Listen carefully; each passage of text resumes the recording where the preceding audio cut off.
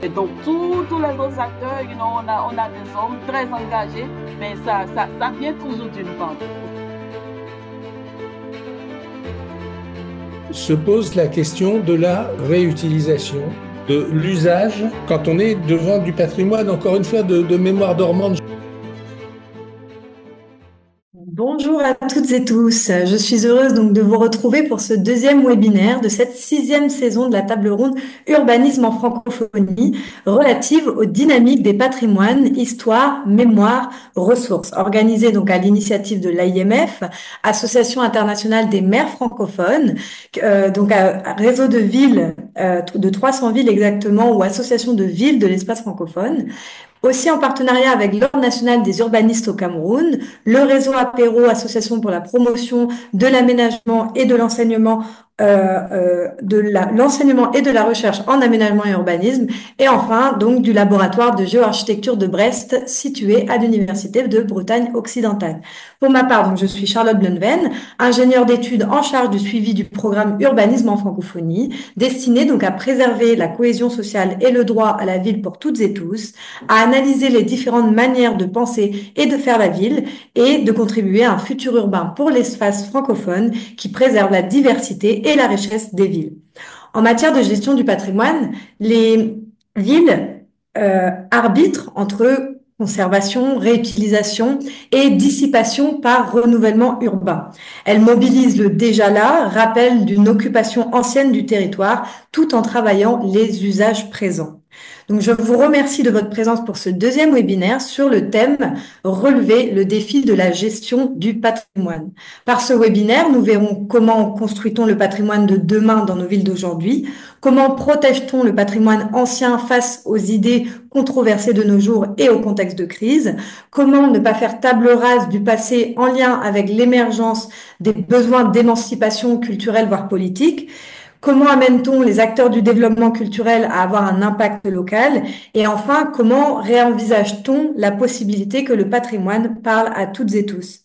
Je remercie donc l'ensemble des membres du comité qui travaillent avec nous à la réalisation de cette table ronde, à savoir donc Frédéric Vallier, délégué général de l'AIMF, Jean Yango, économiste urbaniste et secrétaire permanent de l'Association des villes et des collectivités de l'Afrique centrale, Lionel Prigent, urbaniste, économiste, professeur à l'IBO et directeur du laboratoire de géoarchitecture de Brest, Alain Bourdin, donc à la fois panéliste aujourd'hui mais aussi sociologue, Sylvain Allemand, journaliste, Adama Diallo, ingénieur d'études rattaché au laboratoire de géoarchitecture de Brest, et enfin William Gouzien, technicien. Chaque webinaire dure 1h15, comprenant donc ma courte introduction, un débat entre les intervenants, donc que je remercie tout particulièrement pour leur présence. Tout au long de cet échange, vous pourrez écrire vos questionnements dans l'onglet Q&R qui s'affiche en bas de votre écran, et Sylvain se chargera donc de les transmettre à nos panélistes. N'oubliez pas donc de vous présenter également quand vous posez votre question. Et enfin, donc, le webinaire se terminera par une synthèse qui sera réalisée par Crispel Yasudo, spécialiste du patrimoine culturel et coordonnateur des programmes patrimoine culturel et diffusion des savoirs à l'Institut Afrique Décide. Pour ne rien manquer de l'actualité, vous pouvez rejoindre les groupes urbanisme en francophonie sur les réseaux Facebook et LinkedIn. Je laisse sans plus tarder la parole à Sylvain Allemand, journaliste et modérateur de nos webinaires. Très bon webinaire à tous et tous. Merci beaucoup, Charlotte, pour cette rentrée en matière et ce passage de relais. En préambule, je te demande de t'associer à moi, comme les autres intervenants, pour avoir bien évidemment une pensée pour Mayotte et ses habitants. Mayotte, dont il a été question dans le cadre d'un webinaire en avril dernier, à travers le très riche et stimulant témoignage de Vanille Guichard, qui nous avait comment exposé des expérimentations en matière d'habitat insalubre et comment voilà la municipalité de Koungou pardon se mobilisait pour faire face à ce défi. Nous attendons d'ailleurs de ces nouvelles et voilà, j'espère que tout que l'on aura de ces nouvelles, je ne manquerai pas de vous les transmettre. En attendant, je vous propose de partir tout droit à la Nouvelle-Orléans, où bien évidemment nous avons gardé en mémoire un autre cyclone et le désastre occasionné par Katrina, c'était il y a pratiquement 20 ans, 2005. Alors, non pas tant pour revenir sur les dégâts provoqués au niveau du patrimoine, mais pour prolonger au fond la réflexion que nous avons eue lors du précédent webinaire avec Christian Ouetchenou, le maire de Ouidah, qui nous a expliqué comment sa ville avait comment érigé en patrimoine la mémoire, comment attachée à la traite négrière. Il avait comment à cette occasion évoqué le partenariat noué, la coopération nouée avec la ville de la Nouvelle-Orléans et de Cap-Haïtien pour comment contribuer à la mémoire comment de la traite négrière à travers une patrimonialisation des traces des itinéraires effectués par comment les esclaves. Et pour cela, donc, nous allons à la Nouvelle-Orléans retrouver Rosine Pemasanga. Bonjour Rosine, est-ce que vous m'entendez? Est-ce que vous nous entendez? Oui, monsieur Sylvain, je vous entends très bien. Parfait. Merci. Rosine, vous êtes directrice des relations internationales de la Nouvelle-Orléans, donc, et vous êtes pleinement engagée dans un projet destiné à ouvrir, à créer un centre mémoriel. Alors, non pas à la Nouvelle-Orléans, c'est ce qui est assez intéressant d'ailleurs dans la démarche, qui se veut, qui repose sur une coopération internationale, mais au Cap-Haïtien. Est-ce que vous pouvez nous en dire plus et nous rappeler la genèse de ce projet? Oui, merci beaucoup, monsieur Sylvain. Alors, euh, pour moi, je vais d'abord vous parler un peu de la Nouvelle-Orléans, qui est une ville située dans l'État de la Louisiane, aux États-Unis. Et cette ville a occupé une place très importante dans l'histoire de la traite négrière et ayant été un des plus importants points de débarquement et centre de commercialisation des esclaves. Alors, avec les villes de Ouidah au Bénin et du Cap-Haïtien en Haïti, elles partagent la même histoire qui a pour trame l'esclavage. Alors, s'agissant de la ville de Ouidah, et je suis sûre que le maire Ouéchenou en a parlé, et la ville de Ouidah est reconnue pour avoir été un des principaux ports d'embarquement des esclaves dans la côte de l'Afrique de l'Ouest. Alors, la ville du Cap-Haïtien, par contre, disons Haïti en général, a également été un lieu de pratique de la traite des esclaves utilisés dans l'agriculture. Alors, elle a aussi une histoire particulière avec la Nouvelle-Orléans, en ce sens que de nombreuses personnes haïtiennes, y compris des esclaves, des affranchis et des colons français, s'y ont réfugié dans la Révolution haïtienne et avec eux, ils ont apporté leurs traditions telles que la musique, et la danse, la cuisine, l'architecture et leurs pratiques religieuses.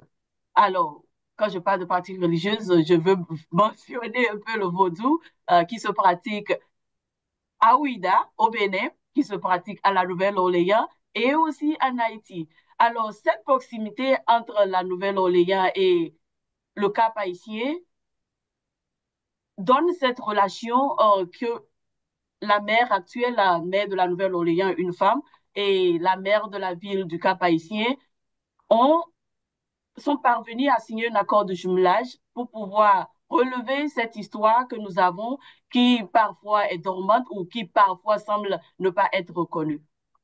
Alors, l'idée du centre mémoriel et polyvalent du Cap haïtien se fonde donc sur cette histoire commune et son origine se trouve dans une conversation que j'ai eue avec la maire du Cap haïtien lors d'une mission en Haïti en 2021 qui est partie de la création d'un centre pour les femmes donner un espace pour les rencontres et donner un espace adéquat, beaucoup plus pour les femmes. Et donc, c'est un peu ça l'histoire que nous avons avec la ville de Ouidah et du Cap haïtien. Et donc, peut-être, je vais élaborer plus longtemps Tout à fait, tout à fait. Alors effectivement, ce projet est lancé, il est en cours de réalisation autour de la réhabilitation d'un bâtiment. Vous êtes venu d'ailleurs avec quelques visuels pour donner à voir, incarner ce projet. J'invite notre William, notre magicien du numérique, à nous projeter ces images pour vous laisser Rosine nous expliquer. Alors, peut-être en quelques mots, l'histoire aussi de ce lieu qui n'est pas anodine, de ce bâtiment en l'occurrence. William, c'est bon pour toi? Voilà, parfait. Alors voilà, on verra que voilà, c'est un bâtiment que vous apprêtez à réhabiliter, mais je vous laisse le soin de le commenter, Rosine. Alors, un peu rapidement, c'est un bâtiment qui a servi de musée en son temps et c'était la maison d'une personne historique en Haïti, Joseph Auguste Anténor Firmin, qui a été connu pour son combat dans l'égalité et de la race. Alors, ce centre a servi de musée en son temps, mais qui aujourd'hui, vous voyez ce qu'il est. Donc, il est décrété comme patrimoine culturel, patrimoine pour le pays en général en Haïti. Donc, pour nous, est parti de juste une simple construction d'un espace pour les femmes et avec l'opportunité que nous avons eue d'étudier et d'élaborer beaucoup plus, nous sommes parvenus à obtenir ce bâtiment qui a cette histoire que nous avons besoin de mettre en lumière et que les gens ont besoin de connaître. Donc, voici pourquoi nous avons ce centre, le centre qui a été d'abord la maison d'Anténor Firmin et plus tard un musée. Et donc, plus tard, il va servir à ce que nous entreprenons de faire dans les années qui vont bientôt suivre. Alors, on peut faire défiler les deux autres photos qui nous font rentrer à l'intérieur du bâtiment et font découvrir pardon, l'équipe aussi. Voilà, par exemple, alors inutile de nous les présenter tous, mais voilà, il y a une équipe mobilisée. Alors, ça, c'est une partie de l'équipe. Malheureusement, je ne faisais pas partie de ce voyage, mais les deux photos ont été prises le même jour quand les délégations de la Nouvelle-Orléans, du Cap-Haïtien, et se sont retrouvées pour visiter le site, prendre les mesures. Il faut que les architectes vérifient pour voir qu'est-ce qui est faisable et qu'est-ce qui n'est pas faisable.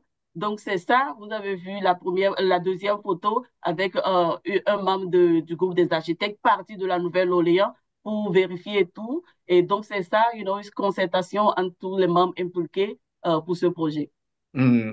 Alors, ce qui est important de rappeler, c'est que ce projet est incarné par des hommes et des femmes, vous compris, Rosine, qui êtes donc originaire du Bénin, et on sent que voilà, la réussite passe par l'engagement de personnes. Mais il faut dire aussi un mot de l'IMF vous accompagne dans ce projet. Alors, à quel titre, dans quelle mesure, en quoi consiste l'apport de l'IMF? Alors, vous savez, c'est facile d'avoir une idée, quelque euh, meilleure que cette idée soit, et on peut tous avoir des idées, mais parvenir à concrétiser ces idées ne sont pas faciles. Il faut toujours avoir de personnes compétentes, de personnes dédiées, et surtout avoir des institutions qui vous supportent. Et nous, on a eu cette opportunité d'avoir l'IMF qui nous a soutenus avec son apport technique et financier, ce qui nous a permis d'ailleurs d'aboutir à la concrétisation de la première phase de ce projet et qui a été de parvenir à communiquer avec la communauté et savoir quels sont leurs objectifs par rapport à ce projet et tout et tout. Donc, je profite de cette opportunité pour dire encore une fois merci à l'IMF pour ce soutien parce qu'il est vraiment nécessaire. Et donc, parlant des personnes impliquées dans le projet, l'engagement, en fait, tient que les questions de mémoire et de patrimoine occupent une grande place dans leur quotidien. Alors, pour moi, comme vous l'avez déjà dit, béninoise et je vis à la Nouvelle-Orléans et Haïti. Une chose que je dis très souvent quand je rencontre les Haïtiens, c'est que je suis leur maman. Je suis leur maman parce que je viens du Bénin, je viens de leur origine. Donc, c'est très, très important pour moi de pouvoir euh, mettre ce site en place et parvenir à relever cette histoire que nous avons en commun et qui va servir à donner une place pour non seulement aux femmes, mais aux jeunes Donc, c'est très, très important. Et toutes les personnes qui s'y impliquent dans la vie de la Nouvelle-Orléans au Cap-Haïtien, c'est des personnes dédiées comme moi. Et donc, je, je, je ne sais même pas. Parfois, quand j'en parle, j'ai l'émotion au cœur et c'est très, très important pour moi. Alors, avant de partir à Beyrouth rejoindre une autre panéliste, une question, à quelle échéance comptez-vous ouvrir ce centre mémoriel?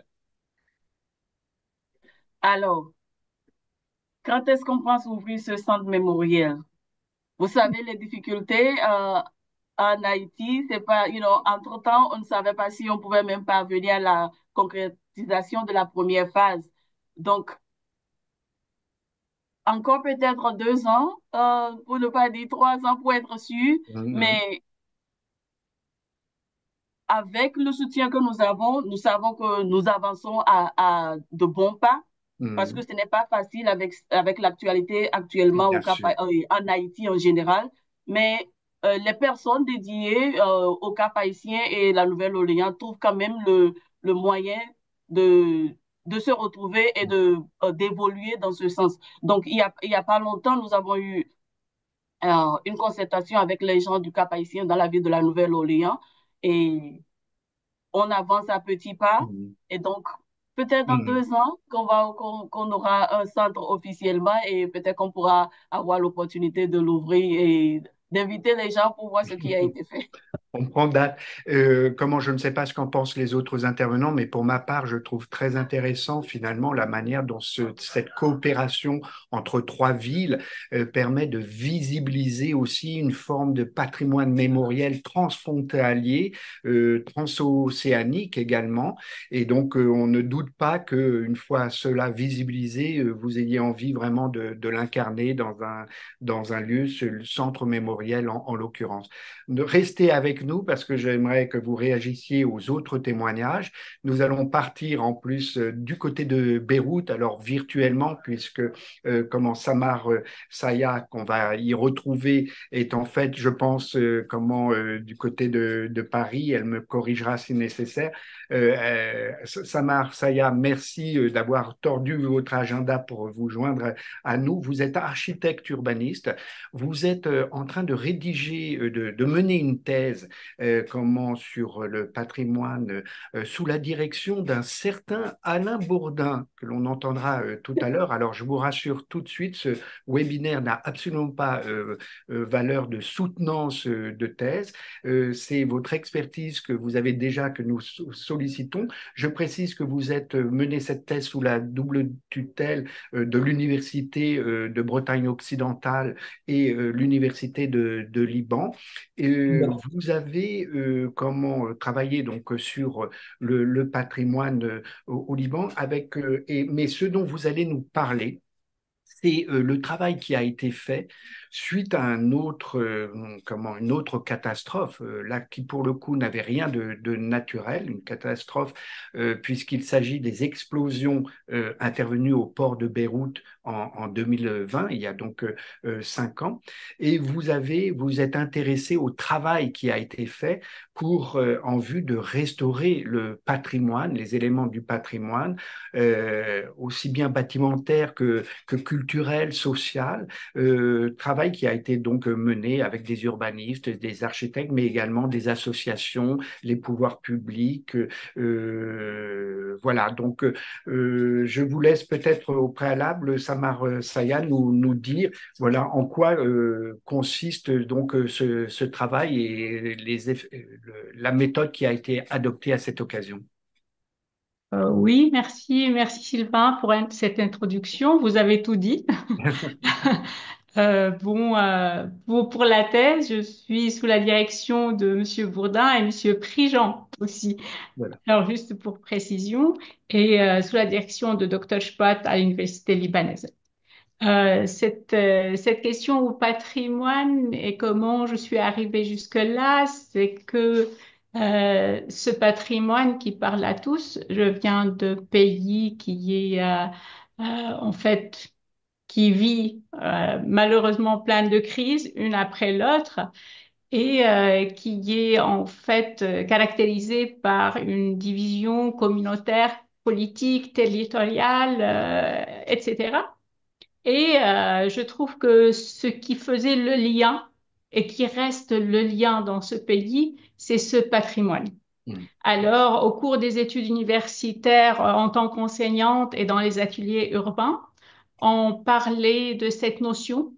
On évoquait le patrimoine comme, en fait, dans les projets urbains, comment prendre en considération cette sensibilisation à ce patrimoine, surtout que ça a eu lieu, vraiment, cette sensibilisation, cette prise de conscience. Elle était beaucoup plus forte après la reconstruction du centre-ville de Beyrouth, après la guerre civile. Parce que là, en fait, paradoxalement, bien que plein de bonnes choses ont été faites, paradoxalement aussi, la reconstruction a malmené le patrimoine. Mm. Pour des questions de gentrification, plein d'autres qui ont été pleinement exposées, en fait. Et en 2019, j'ai eu la chance aussi de participer à l'enquête typomorphologique d'une ville de Zahle, qui est en fait dans la Bekaa, au Liban aussi. Et dans cette analyse typomorphologique, on a soulevé pas mal, euh, ben, au-delà de 1000, alentour de 1200 bâtiments à valeur architecturale patrimoniale. Et de ce fait, ça a été pris en compte dans l'élaboration de son schéma directeur, malheureusement qui a pris beaucoup de temps suite à la lenteur administrative. Il n'est pas encore sous probation. Du coup, depuis 2019, on parle. Mais ça va voir le jour. On garde toujours de l'espoir en tant que Libanais. Et suite à cette enquête, j'étais vraiment poussée après un parcours plutôt professionnel et dans l'enseignement, mais à reprendre une recherche sur le patrimoine entre traces et tracés, prenant comme cas d'étude la ville de Zahle. Après, en fait, après le drame, si on veut dire l'explosion du port de Beyrouth, comme tout Libanais, aussi, en fait, j'ai participé, très timidement parce que j'avais plein de casquettes et avec tout ce qu'on pouvait, au travail auprès de ce qui est urbain et le patrimoine urbain dans la région de Beyrouth, en fait, qui a été bien bombardée. Cette question du patrimoine, avant de passer à Beyrouth, me paraît importante parce que en passé, mon idée était, en fait, quand on parle de patrimoine, on parle de bien commun. Et de cette notion de bien commun, en fait, j'ai trouvé que l'importance de ce patrimoine, c'est le commun du bien aussi. Et Mm. voilà, de cette notion, c'est même, si on veut dire, c'est toute l'idée. Oui. Oh, oh, pour prolonger ce que vous dites, est-ce que finalement, derrière cette idée du bien commun, il y a aussi l'idée que vous avez creusée ou travaillée dans le cadre de votre thèse, de la dimension dynamique du patrimoine, dynamique au sens où il évolue, la manière de l'apprécier, de comment le définir évolue, non seulement évolue, mais encore intègre des dimensions qui ne se réduisent pas au bâti, mais prennent en considération des aspects plus culturels, plus sociaux. Oui, tout à fait, en fait, au cours de ma thèse, en fait, quand la question se posait, qu'est-ce que le patrimoine?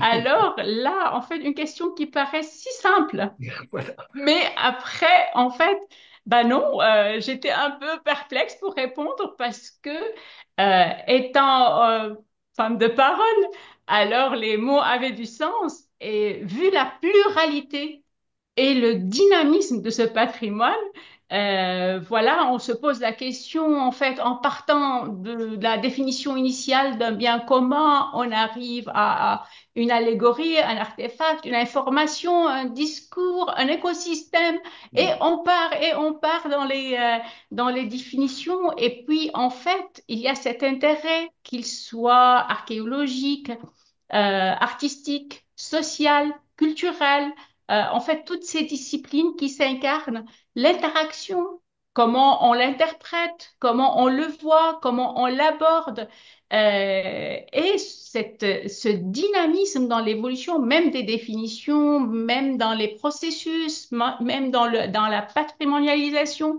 c'est pas figé. En fait, on passe du monument au tissu à la ville. On passe entre-temps de l'idée d'un artefact, d'un objet, puis pour aller à une ampleur, pour arriver au patrimoine mondial de l'UNESCO.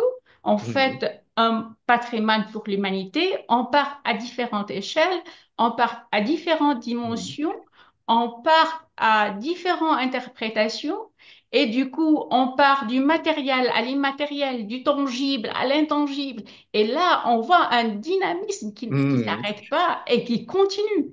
Voilà, Alors, vous êtes c'est. venu, Saya, vous êtes venu avec quelques illustrations qui concernent justement les opérations qui ont été conduites dans le cadre suite à l'explosion intervenue au port de Beyrouth. Est-ce que vous pouvez nous les commenter en nous expliquant dans quelle mesure ça illustre, ça incarne cette notion de patrimoine dynamique? Est-ce que dans quelle mesure vous l'avez en tête dans votre approche, de ces constructions qui ont été détériorées suite à, l'explosion et au regard de la manière dont elles ont été réhabilitées.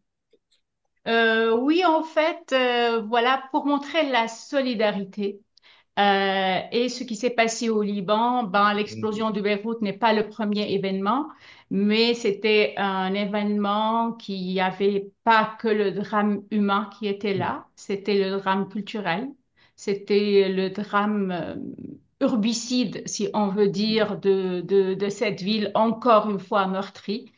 Et voilà, ça montre, si on veut dire, le travail de la société civile et l'apport pour dire ce dynamisme du patrimoine aussi par ses acteurs.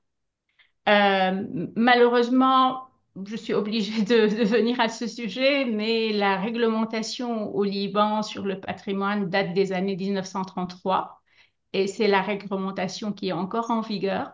Mhm. Sauf qu'il y avait quelques vraiment modifications, mais qui sont très mineures à cette réglementation. Mais du coup, on trouve qu'il y a eu une expérience inédite, il y a eu une solidarité internationale à travers les organisations, les associations, les ONG, les pays et autres. Et aussi, il y a eu quelque chose de très important qui est l'initiative personnelle qui a été faite. Mhm. Il y a beaucoup qui ont été faits. Je vais parler de BBHR, mais il y en a vraiment beaucoup. BHI, en fait, tout ce qui a été fait, Lab Urb, beaucoup qui ont travaillé sur le terrain. Je vais parler de cette expérience-là parce que j'ai eu une participation infiniment petite, mais quand même, et comme je connais, ce sont des collègues qui ont travaillé. Alors, dès le lendemain de l'explosion, c'est un groupe de volontaires, de spécialistes qui se fait et qui s'est manifesté sur le terrain, qui a créé une unité d'urgence, qui n'a pas de statut juridique, mais qui a en fait commencé en tant que spécialiste restaurateur, architecte restaurateur, ils ont commencé à faire un état des lieux pour intervenir. Et en fait, ce qu'on voit dans ce plan, c'est qu'ils ont fait la répartition par zone des, euh, des dommages qui ont été sur le site. On voit en fait ce qui est en rouge, ben, c'est le port et l'explosion. Et la zone qui est en rouge, c'est là où il y avait vraiment les dommages les plus importants. Et on passe en grade pour arriver à la zone bleue. Parce qu'en fait, en arrivant, pourquoi on s'arrête à la zone bleue? C'est parce que la géographie, c'est la colline d'Ashrafillé. Et c'est cette géographie qui a permis, si on veut dire, qui a été un bouclier pour ne pas que cette propagation en fait, de cette explosion, la première du genre qui n'est pas nucléaire, autant dévastatrice, qu'elle ne passe sur l'autre ville de Beyrouth. Et on voit que dans les couloirs, en fait, le souffle, il a passé là où la colline, en fait, était ouverte par une route. On voyait que ces routes ont été affectées. Et c'est pour ça leur intervention s'est arrêtée jusque-là.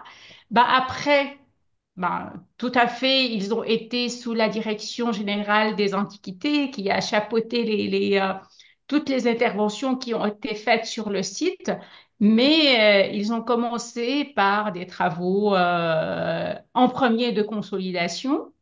Et si on peut passer au deuxième slide, on voit l'impact de l'explosion, mais Mhm. aussi on voit par exemple là ces deux bâtiments qui ont été consolidés. Ils n'ont pas encore été restaurés, ils sont en attente parce qu'il y a des fonds qui vont venir de l'UNESCO spécialement pour quelques bâtiments à valeur historique qui vont être là. Et là, en fait, cette protection, parce que l'explosion a eu lieu le 4 août 2020, et puis après, il fallait, avant l'hiver, préserver ces bâtiments, en fait, bien sûr, la consolidation structurelle, mais aussi pour que les intempéries n'ajoutent pas des couches à ces bâtiments. Et Oui. après, c'est venu suite à la solidarité internationale, à la sollicitation de l'UNESCO qui a fait appel pour les fonds pour la reconstruction de centres-villes, des NGO, des Oui. organisations non gouvernementales aussi qui ont participé. Les fonds sont venus parce que tout le monde connaît, en fait, on était dans la crise financière du pays, on était aussi dans la crise, dans la pandémie, en fait, Corona et tout ce qui a Oui. impacté, mais on voit aussi une Et volonté ça de la m'a, population et des universitaires qui ont aussi participé, Mhm. la société civile, les Mhm. spécialistes qui ont participé à ça. Mais Oui, ce volontariat, Samar Saya, a survécu à la mobilisation indispensable au demeurant, bien sûr, des grandes organisations internationales, de l'UNESCO, que l'on voit, dont le nom est mentionné sur l'un de vos visuels, parce que bien oui. évidemment, l'UNESCO, c'est comment mobiliser. Mais est-ce que vous avez le sentiment, avec le recul, que cette dynamique-là a survécu et s'est maintenue et que finalement, le volontariat, voire même la connaissance que les habitants avaient, ont de ces quartiers a été intégrée par les professionnels, on va dire. Oui, oui, en fait, avec beaucoup de gratitude. C'est vrai Mhm. qu'il y a eu beaucoup de complexité, beaucoup de problèmes, beaucoup de défis, et il y a eu tout, mais c'est vraiment je ne sais pas comment dire, c'est ce devoir de piété filiale, si on veut dire, ce devoir de nationalisme et qui a chapeauté tout. C'est lui qui a pris en compte les actions Mhm. dans cet événement. Et en plus, il faut dire qu'il y a eu beaucoup, c'était pas seulement la pierre qui était en question.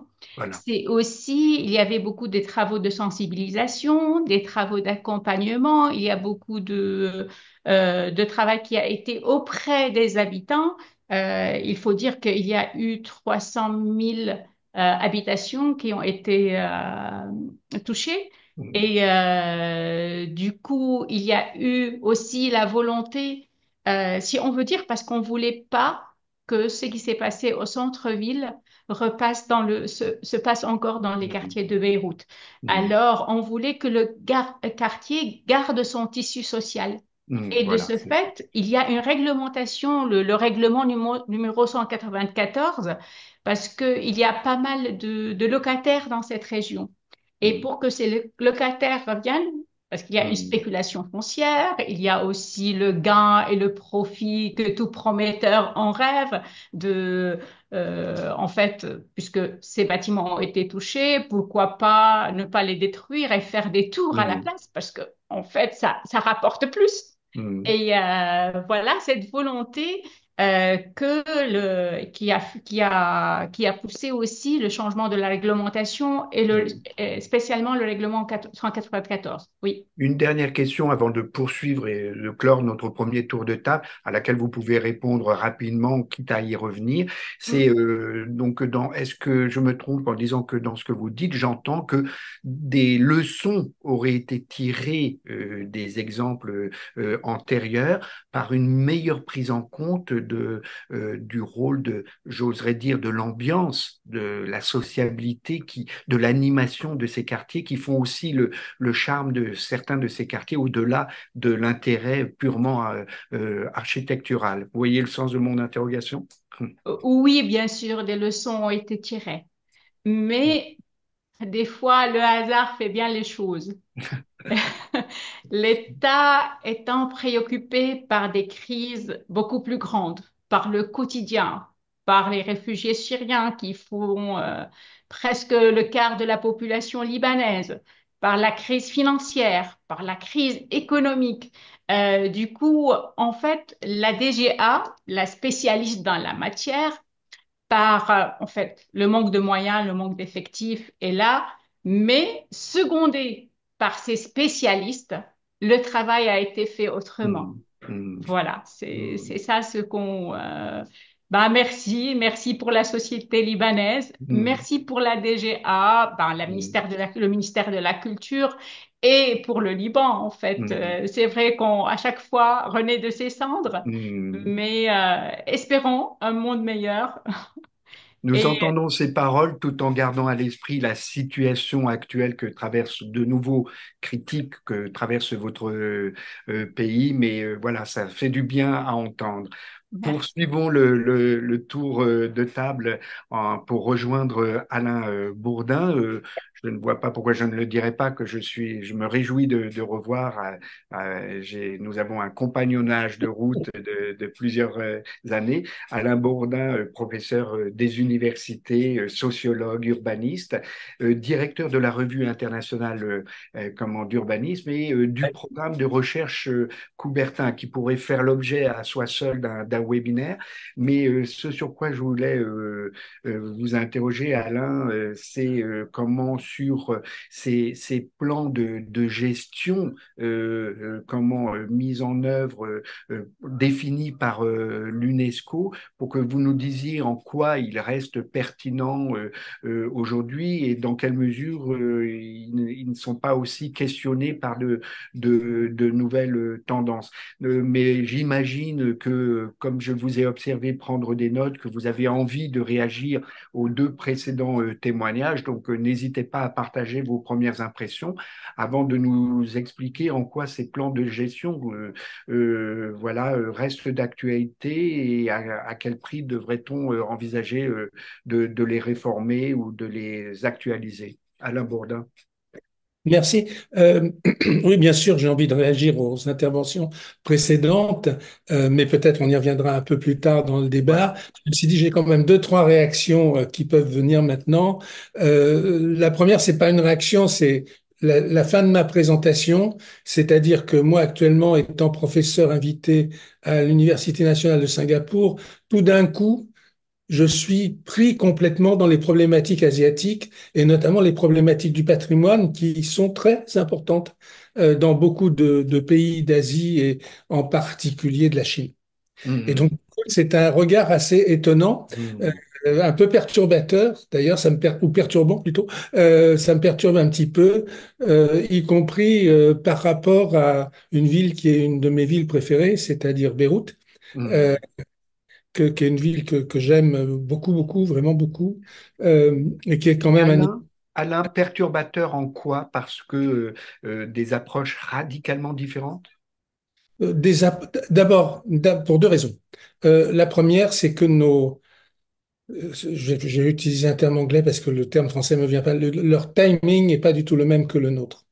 C'est-à-dire qu'ils sont pas dans les mêmes moments de l'histoire du patrimoine.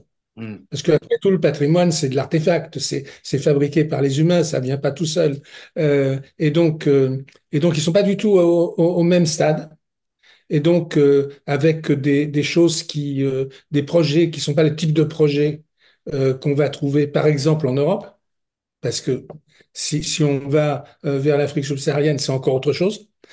Et l'autre chose qui est un peu perturbatrice, mais là, c'est en entendant parler de Beyrouth et de Haïti, c'est que en Asie, tout est en ordre. C'est-à-dire que on a un cadre qui est fort. Je ne veux pas dire qu'il n'y ait pas des choses qui se passent, des contestations, etc. Mais tout ça terriblement encadré dans des programmes avec des financements différents, etc., etc., etc. Et cetera. Et donc ça aussi, par rapport à d'autres contextes, c'est tout à fait différent. Alors ce que Alors, excusez-moi Alain, du coup je ne résiste pas à vous demander si on vous sollicite, si finalement comment ces pays vous sollicitent, c'est pour que vous les perturbiez autant que leur approche vous perturbe. Non, c'est pour que je leur parle de choses qui sont tout à fait différentes Voilà. et qui les intéressent, que je leur parle de la production des équipements olympiques, parce que pour eux, l'exemple français est quelque chose qu'il faudra retenir et qu'ils ont envie de connaître. Hmm, Et puis, d'autre part, ça, la deuxième chose, c'est un peu moi qui leur ai imposé, qui est de parler de qu'est-ce que c'est les métropoles en Europe. hmm, C'est-à-dire, non pas dans les contextes métropolitains du type Hong Kong, Shanghai, en Corée, etc., mais la métropolisation vue d'Europe. Ce qui hmm, les intéresse aussi parce que c'est pas la même. Donc, ça n'a rien à voir. En revanche, en fait, ils ont beaucoup de travaux sur le patrimoine et qui sont tout à hmm, fait intéressants. Et je pense que cette année, l'an dernier, j'ai pas fait, mais je pense que cette année, je vais plus aller sur les questions du patrimoine. Ceci, hmm, ceci dit, je reviens juste à Beyrouth un instant. hmm, Euh, la caractéristique de Beyrouth, je me permets de commenter, la caractéristique de Beyrouth qu'on oublie un petit peu, parce que les événements qui se passent à Beyrouth nous le font oublier, c'est que c'est une ville terriblement intellectuelle. hmm, Il y a beaucoup d'universités et il y a beaucoup de professionnels de l'architecture ou de l'urbanisme. Ce qui fait que c'est un pays où on sait parfaitement fabriquer des plans d'urbanisme remarquables, même si on n'arrive pas à les faire appliquer. Et où il y a, et là, du coup, ce qui s'est passé montre l'importance des mobilisations d'acteurs. On a des gens qui ont trouvé des idées, qui, etc., etc.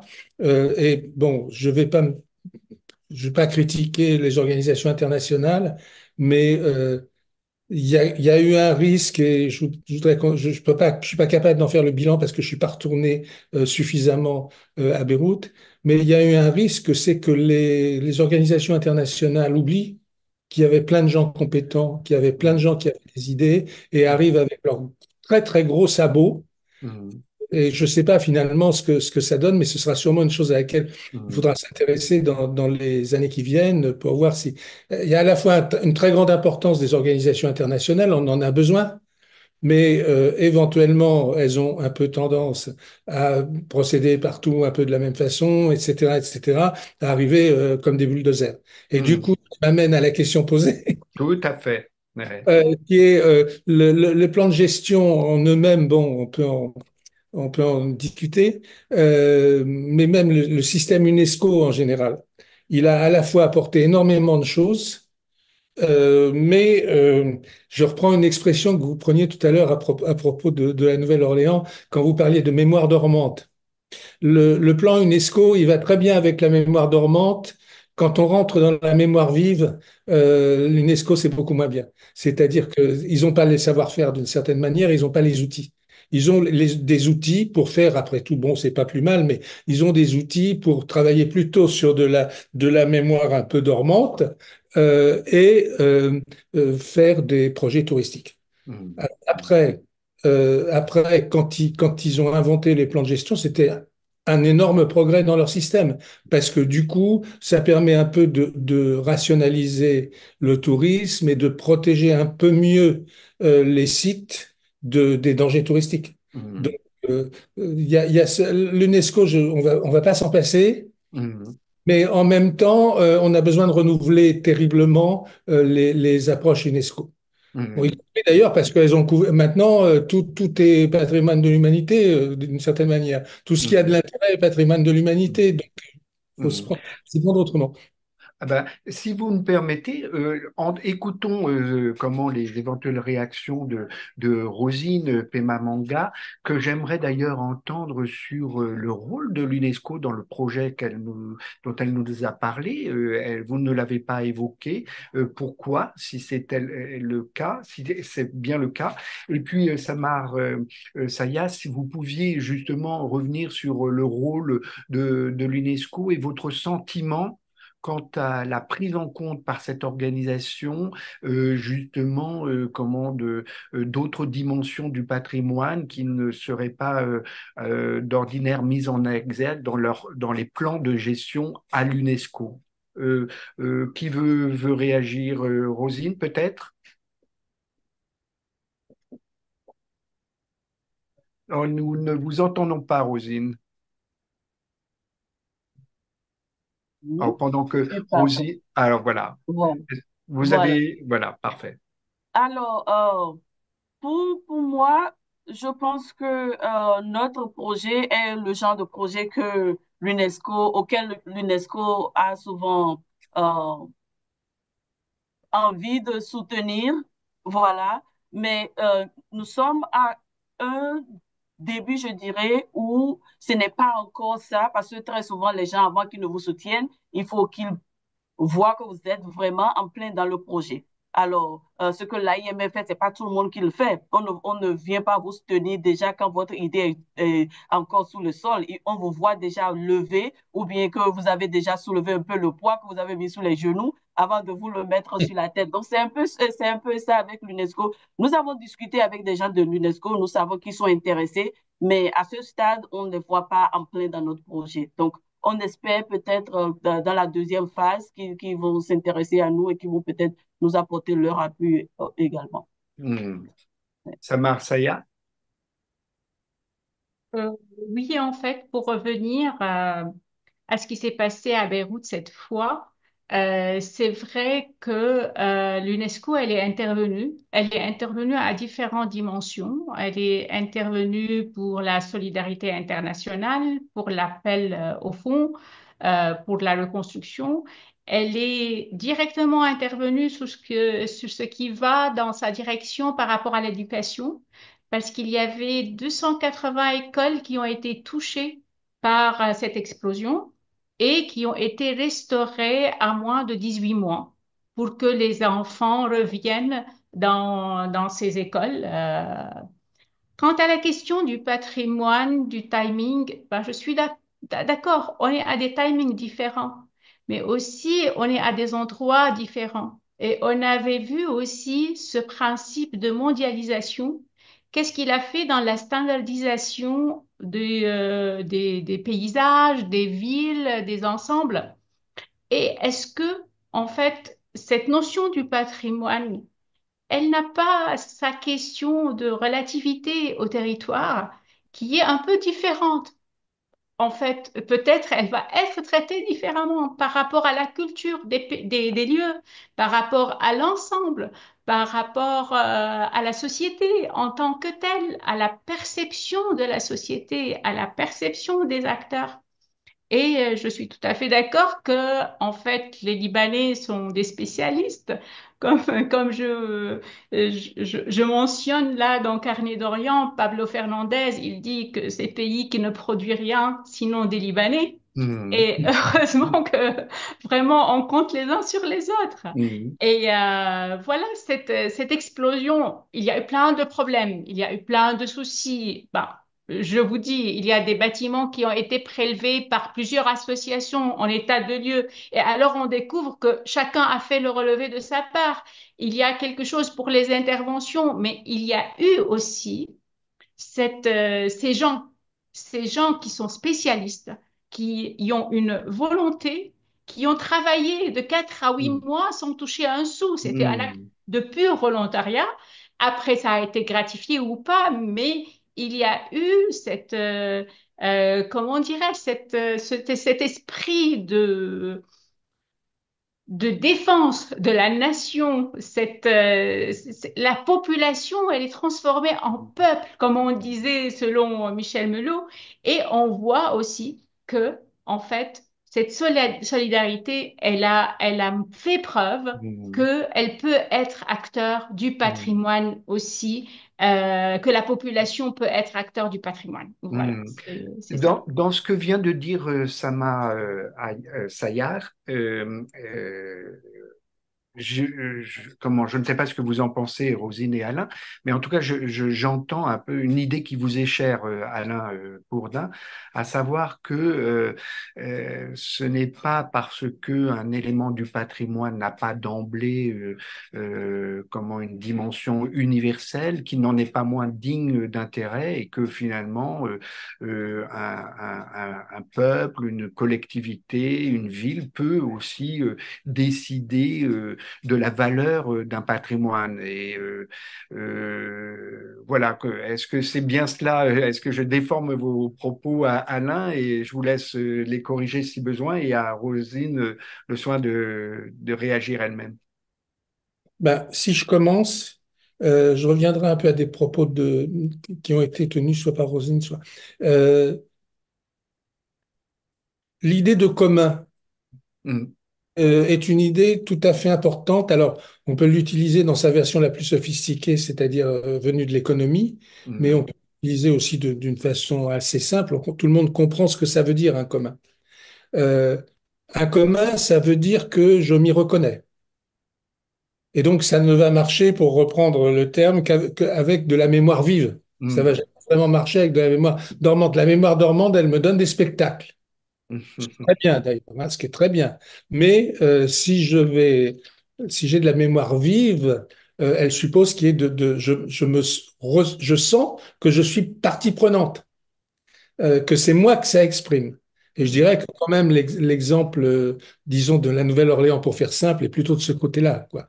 Plutôt de ce côté-là, il s'agit peut-être de réactiver un petit peu une mémoire, mais en tout cas, on est dans l'ordre de la mémoire vive, hein, ce qui est tout à fait important. Et les communs, le problème avec le système UNESCO, qui est lié au fait que c'est les pays d'ailleurs qui présentent les candidatures, etc., et puis un peu les idéologies du patrimoine telles qu'elles ont existé maintenant dans le passé, parce que ça change vraiment beaucoup, c'est l'idée qu'il y a une espèce de hiérarchie et plus c'est universel, plus ça mobilise de gens, plus ça a de sens pour des gens, plus c'est universel, plus c'est fort, etc. Et puis c'est les experts qui disent que tel élément va avoir une signification forte, etc., etc. Aujourd'hui, on va plus tout à fait raisonner comme ça. Mm, C'est-à-dire qu'aujourd'hui, la question, c'est que ce qui va faire commun pour un nombre peut-être relativement limité de gens, peut entrer dans le système du patrimoine pour prendre un peu plus d'ouverture d'ailleurs, hein, en général.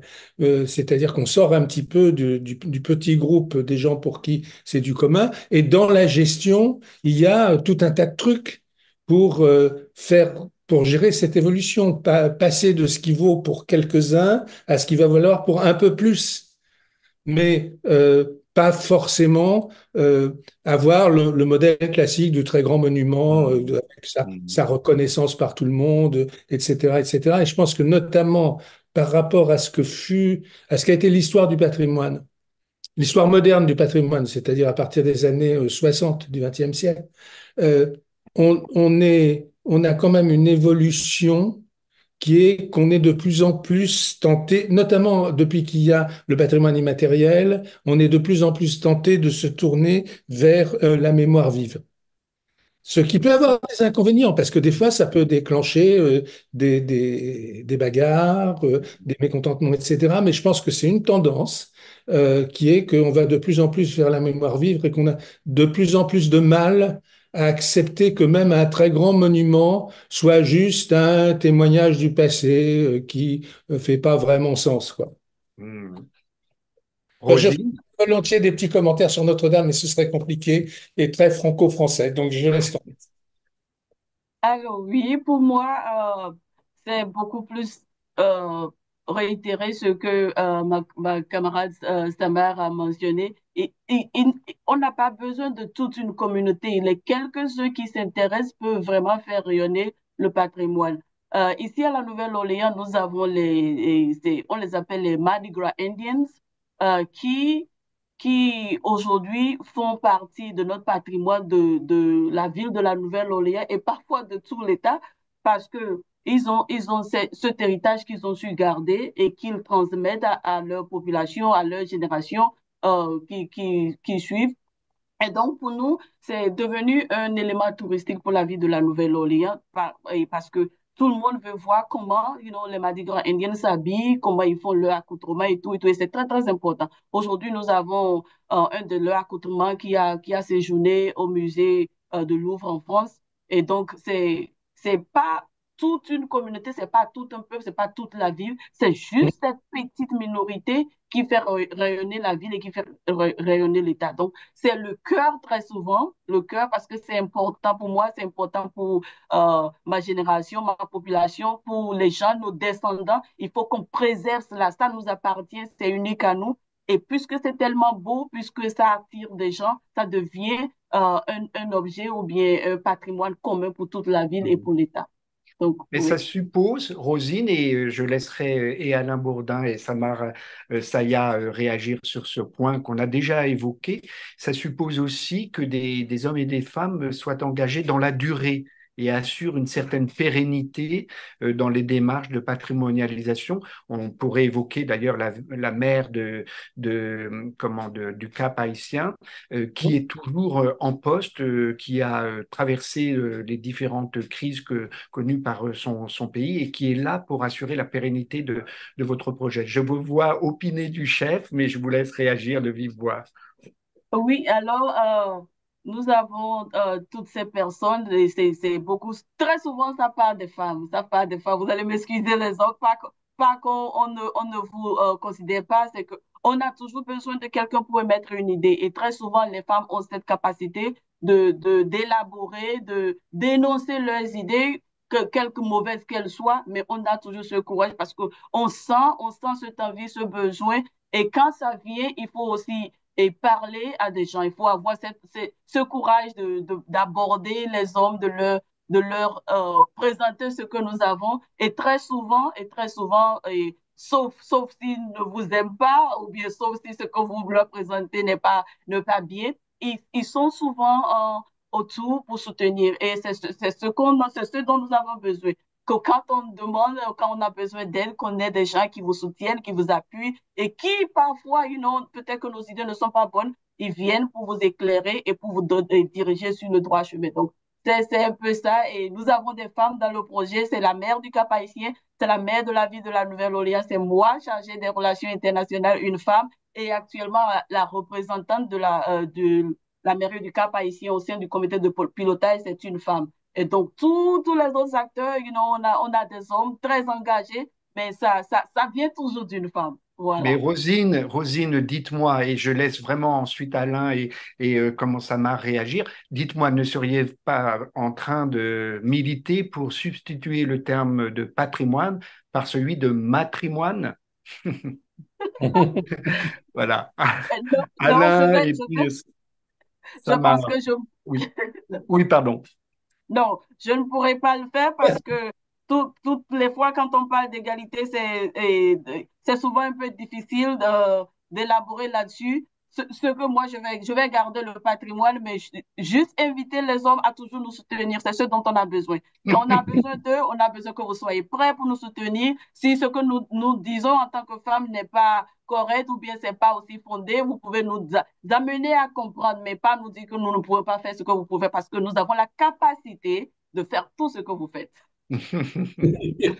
Je ne laisserai pas le mot de la fin à Alain, donc je lui donne tout de Je, suite je et je dirais laisserai quelque chose, en à fait, vous. Oui, allez. c'est la phrase de Margaret Thatcher. If you want something to be said, ask a man. If you want something to be done, ask Ah, a woman. Alors, si voilà, on veut que les choses soient faites, il faut demander aux femmes. Mais aux voilà, choses qu'elles soient pensées et mises pour discussion, ben là, les hommes sont... voilà. voilà. À titre exceptionnel, vous ne serez pas mise à l'amende pour avoir énoncé quelque chose en anglais parce que ça avait tout à fait sa pertinence. Alors, c'est Alain qui se retrouve à avoir le mot de Non, la pas de la fin. fin, mais je voudrais un peu aller vers un autre thème euh, qui est qui concerne encore une fois la mémoire dormante Mm. euh, et qui concerne d'autres pays francophones, comme par exemple le Québec. On a, dans un certain nombre de cas, énormément d'objets patrimoniaux ou considérés comme patrimoniaux, plus ou moins, par exemple des églises. Les églises, c'est du patrimoine plus ou moins reconnu, mais enfin, bon, ça pose quand même un problème. Et avec le cas des églises au Québec, mais avec beaucoup d'autres cas, se pose la question de la réutilisation, Hmm. de l'usage quand on est devant du patrimoine, encore une fois, de mémoire dormante, je trouve que l'expression est géniale. Et comment on fait, jusqu'où on peut aller, c'est un des sujets aujourd'hui, hein. On sait qu'on ne gérera pas ce type de patrimoine si on ne lui donne pas de nouveaux usages, parce que ça coûte juste trop cher, et que donc on n'a pas les moyens de le faire. Et en même temps, jusqu'où peut-on aller? Hmm. Jusqu'où peut-on aller par rapport à ce qu'était l'existence de ces objets patrimoniaux avant? Et ça concerne aussi, aussi bien des usines, hein, d'une certaine manière, pour d'autres raisons. Mais je pense, un débat important et sur lequel notamment les francophones peuvent avoir des idées qui ne sont pas nécessairement celles des autres. Et c'est intéressant qu'ils les expriment sur le adaptative reuse. Adaptive, sorry, reuse, bon, qui est aujourd'hui le sujet dont beaucoup de gens parlent, etc., etc. Et encore une fois, il me semble que c'est jamais la même chose. Ça rejoint ce qu'on disait, hein. C'est jamais la même chose selon les pays. Euh, Hmm. le cas des églises du Québec va pas être le même que le cas des églises en France, même. Hmm. Hmm. Euh, et même, oui, certainement pas, même certainement pas.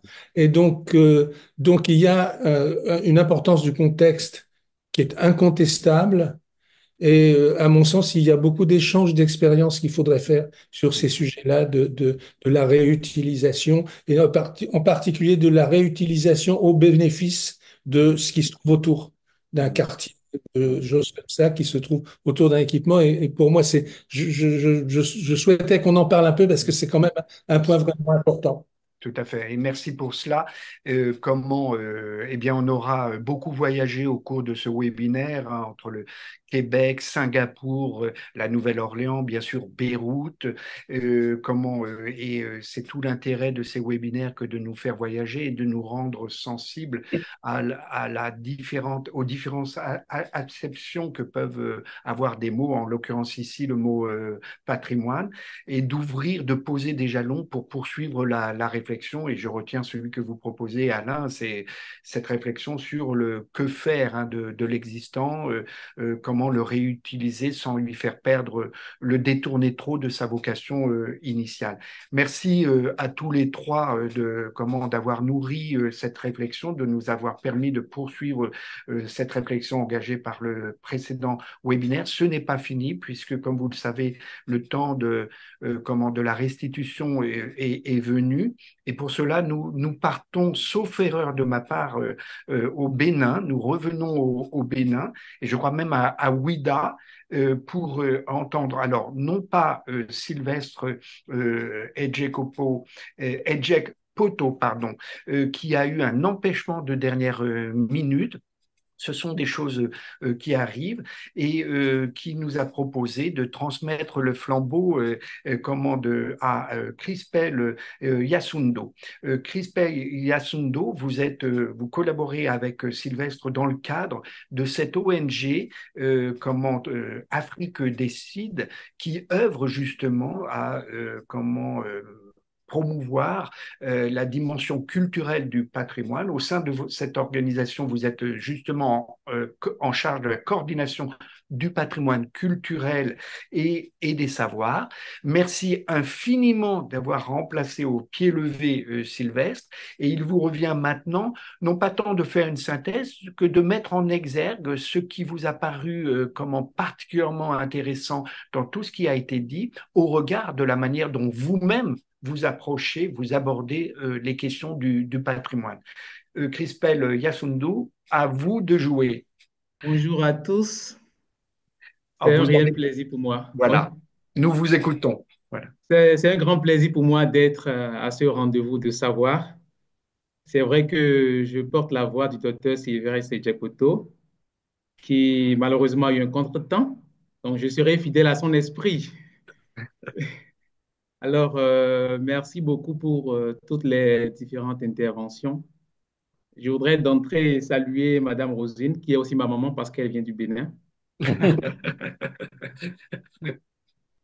Alors, ce webinaire a soulevé une problématique que je trouve très pertinente, la question de la collaboration internationale dans des contextes de crise, d'urgence sur le patrimoine. Parce que quoi qu'on dise, le patrimoine, c'est un bien, c'est un élément fragile. Donc, à certains moments, ça devient compliqué et il faut qu'il y ait le jeu d'acteurs, partie déjà des spécialistes, de la communauté, des grandes institutions internationales comme l'UNESCO que le professeur Alain Bourdin a abordé. Et alors, je vais partir du cas de WIDA pour restituer ce que j'ai compris de ces différentes interventions. Donc, je passe d'un point que Samar Saya a posé quand elle a démarré sa présentation. Elle a parlé, elle nous a rappelé la complexité dans la définition du patrimoine. C'est un défi majeur qui se pose aujourd'hui sur, dans nos communautés ici aussi à Ouida, au Bénin. Qu'est-ce qui fait patrimoine pour la communauté? C'est une question auquel nous sommes en train d'apporter des réponses. Mais il faut avouer que c'est un truc complexe à cause de la pluralité même du patrimoine qui fait appel à plusieurs personnes, plusieurs niveaux. Nous avons les communautés, les acteurs. Je prends par exemple le cas du vaudou. En termes de pratique, le vaudou aujourd'hui, pour les pratiquants, c'est un patrimoine. Mais pour ceux qui sont adeptes ou fidèles des religions importées, ils ne se reconnaissent pas forcément dans ça. Donc, comment aborder en fait ces questions-là aujourd'hui? Nous avons le cas des architectures anciennes dans nos villes. Pour les familles, c'est de vieux bâtiments parce qu'on a hérité d'un système où il faut reconstruire pour bâtir du neuf. Donc, pour les familles, ce n'est pas forcément du patrimoine, alors que pour d'autres personnes comme des spécialistes du patrimoine, qui sont avertis de l'intérêt architectural, patrimonial, c'est du patrimoine. Troisième point, c'est aussi lié aux questions de mémoire et survivance de la traite négrière. Nous avons deux grandes parties. Nous avons une partie qui veut que nous racontons cette histoire-là du monde pour ne pas laisser passer l'amnésie. Mais il y a aussi d'autres parties qui ne veulent pas forcément que toute la vérité soit dite parce que ça pourrait, à cause de leurs différentes sensibilités. Donc, le plus gros défi aujourd'hui, ici au Bénin, à Ouida, dans le paysage patrimonial, c'est comment faire pour fédérer ces différentes perceptions, ces différentes sensibilités sur la question. Alors, je comprends à travers la présentation de Madame Rosine, ma maman, bien sûr, qu'il est, qu'il est important aujourd'hui de mettre en place ce genre de projet, un projet qui réunit trois villes, la Nouvelle-Orléans, le Cap-Haïtien, un projet qui non seulement permet de préserver une mémoire importante de l'histoire de l'humanité, mais un projet qui remet la place de la femme. Parce que, à cause de notre société qui valorise trop l'homme et qui écarte la femme, donc j'ai vu que Madame Sama l'a beaucoup appuyé. Donc, c'est un projet salutaire. J'espère que dans 2 ou 3 ans, comme elle a promis, on pourra aller visiter ce centre culturel et mémoriel. J'ai trouvé très, très intéressant aussi la présentation de Samar qui, pour le cas de Beyrouth, a montré l'engagement des acteurs, le jeu d'acteurs déjà de la plus petite cellule, les communautés, les associations civiles, l'État même, qui malgré ses moyens limités, puisqu'il y a d'autres priorités ailleurs dans d'autres domaines, gérer d'autres tensions, a pu quand même activer la machine pour, euh, pour que ce bien-là, qui malheureusement a été affecté, soit sauvé. Donc, c'est une très belle démarche qui nous rappelle justement l'importance et la pertinence de la collaboration internationale. Ce que j'ai trouvé très intéressant aussi, très, très intéressant, qui m'a beaucoup nourri dans cette communication, c'est le questionnement que fait le professeur Alain Bourdin sur les approches UNESCO.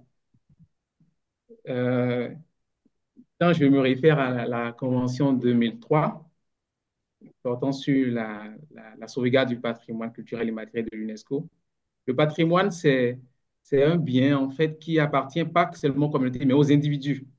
Donc, nous devons descendre à la plus petite cellule, en fait. Il faut quitter tout ce qui est approche standard, définie.